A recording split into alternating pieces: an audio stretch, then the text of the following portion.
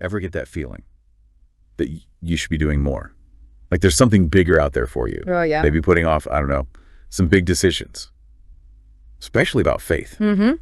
Well, that's what we're diving into today. Procrastination. But the faith kind. Okay. I'm interested. We're looking at a talk, Why Not Now, by Elder Neal A. Maxwell. Okay. Now, just so everyone's on the same page, Elder Maxwell was a pretty prominent leader in his faith. Gotcha. Known for his talks, Yeah. really push people to walk the walk, you know? Yeah. This one's from 74, but man, it's still so relevant. Timeless stuff, huh? That putting things off, especially the big stuff. Right, like changing your whole life. Faith is a big deal. Lots of folks struggle with that. For sure. Like, where do you even start? And Elder Maxwell, he just dives right in. Talks about this not yet game. Not yet game. Yeah, we say faith is important, but someday. Oh, I know that game. Someday when I have time, someday when. Yeah. Exactly. But what if someday never comes? That's the scary part, right? You think you have forever. And he says, and psychology backs this up, that delaying weakens our willpower. I always thought willpower was like you have it or you don't. Me too. But it's more like a muscle. You don't use it, it gets weak. Makes sense. So every time you choose not yet on something big, especially faith, You're basically training your mind to take the easy way out.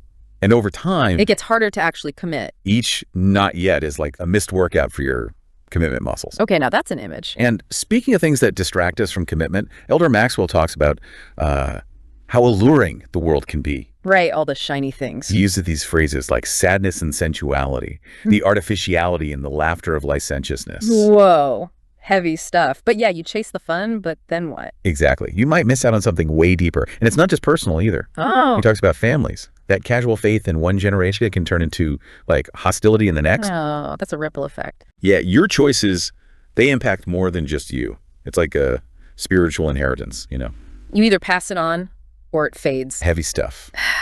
But he doesn't just leave us with a problem, he gives solutions. Okay, good. Yeah. Because that not yet game sounds rough. Right. So he talks about living by certain principles, not just rules, but things with clear benefits. Okay, like what? He uses the example of abstaining from alcohol. It's not just a don't do this, it's a choice that helps you. Right, I see. And he compares some approaches to faith to straightening deck chairs on the Titanic. Oh, okay. That's a powerful image. Right. Like you're focused on the wrong things. Got to get to the foundation. Absolutely what really matters, the core stuff. Exactly. No rearranging furniture on a sinking ship. And speaking of getting to the core, he throws out this challenge Challenge it. to read the Book of Mormon. Seriously, read it. For folks who might not know, that's a book of scripture. Important to Elder Maxwell's faith. Yeah. And it's not about blindly believing. It's about engaging with a whole different way of seeing things. Interesting. He thinks there are deep insights in there, just waiting. Like, don't knock it till you try it, you know? And it all comes back to the present. The here and now. He says the past is done, can't change it. But now is sacred. This moment. So are we chasing fleeting fun or building something that lasts? He's saying stop waiting for the perfect time because it might never come. Now is the time to live your faith. Wow. That hits hard. It does. And there's so much more to unpack here. Yeah, I feel like we're just scratching the surface. We are. Before, we were talking about now being the time to act. Don't wait. Yeah, that urgency. And he uses this image about following a leader, one who says, come, follow me, not go thither. Oh, I like that. It's active, right? You're involved, Yeah. not just watching from afar. Exactly. You own your faith journey. You put in the work. And speaking of effort, he asks this powerful question. If you believe everyone will one day confess Jesus is Lord, why not now?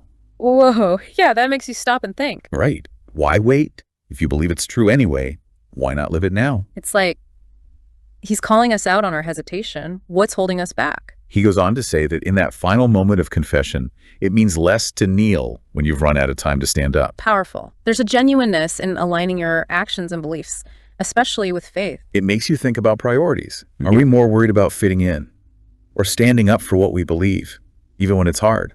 And he reminds us we're not alone in this. He talks about living prophets, those spiritual leaders who guide us. Now, some folks might not be familiar with that term. What did he mean by living prophets? It's the belief that God still speaks to us through people. These prophets give guidance for today. So it's like having wise counsel to help with those tough decisions. Exactly. And he makes this interesting point that prophets are often ordinary people. What sets them apart is what they say and do. It's not about appearances. It's about living your truth, walking the walk. And speaking of which, he acknowledges the tough stuff. Right. Faith isn't always sunshine and roses. He says sometimes people are hurt in religious communities. Yeah. But sometimes we bring our own baggage, our own expectations. True. We're all imperfect, even in places meant to be sacred. We need humility, understanding. Everyone's on their own journey. It's about grace, compassion. We're all learning as we go. He also talks about this tension, seeming more righteous than you are versus less committed. Both are inauthentic. It's about finding that sweet spot. Humility, but still true to your commitment. Living your faith honestly. And he uses this beautiful image, moving from the porch to inside the church. You don't just hear the music clearer, you become part of it. Wow, I love that.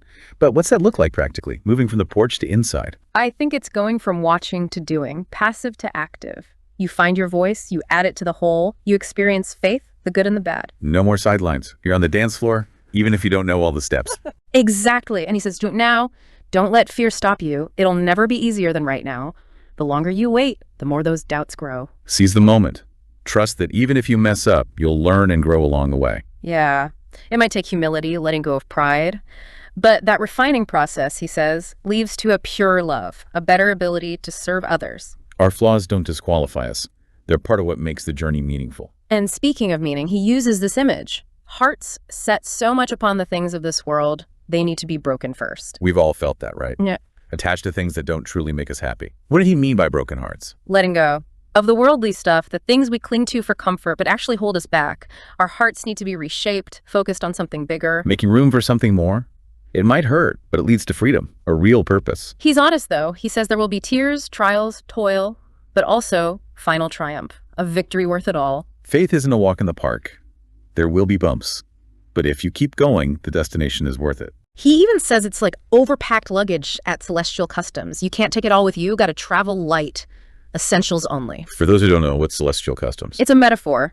The journey from this life to the next, Celestial Customs is where your baggage gets checked. You can't bring everything. Gotta let go. So focus on the eternal, not the temporary. The stuff that really matters in the end. And remember, we talked about this. You're not alone. You have your community, those who get it. It's a family of faith, support, encouragement when you stumble. And you have divine guidance, too. That inner compass pointing you the right way, even when things are uncertain. You're not alone. There's help every step of the way. Which brings us back to why not now? Why not go all in right now? Now is all we have. Each moment is a chance to take another step toward that final goal. And that journey, he says, it's got both the good and the bad.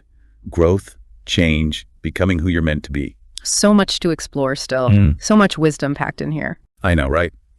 We've talked about the not yet trap, the importance of really being in the game of faith. And all those images he uses, like overpacked luggage at Celestial Customs, letting go of the stuff that holds us back. It's been pretty heavy, but also hopeful. Right. Like, he gets serious, but it's not about making you feel bad. It's about empowering you. Yeah. Making better choices. Living a fuller life. And he's clear, it's never too late to start. Exactly. He even talks about people who've been away from their faith or feel like they messed up. He offers so much hope, the door's always open. Coming back might take humility, though. Admitting mistakes, letting go of pride. But he says that's where real faith comes in. That brokenness, it leads to something deeper, more true. Like the cracks are where the light gets in. Beautiful. But he's honest. Coming back isn't always easy. Yeah, tears, doubts, frustration, all that. He doesn't pretend it's a walk in the park. But he says, you're not alone. You've got your community and something bigger guiding you. And it circles back. Why not now? Go all in. Right now. Don't waste time second guessing. Take the leap. Trust the support will be there. And I think that speaks to everyone, no matter your beliefs. We all hit that point. Yeah. Stuck in not yet, or embracing why not now. Elder Maxwell gives us a way through that. Don't be passive. Live with purpose. Deepen your faith. Let go of burdens. Be present. So as we wrap up, what's the one thing you'd want listeners to take with them? That one bit of wisdom to make a difference? That's a tough one. But I think it's this. Now is the time.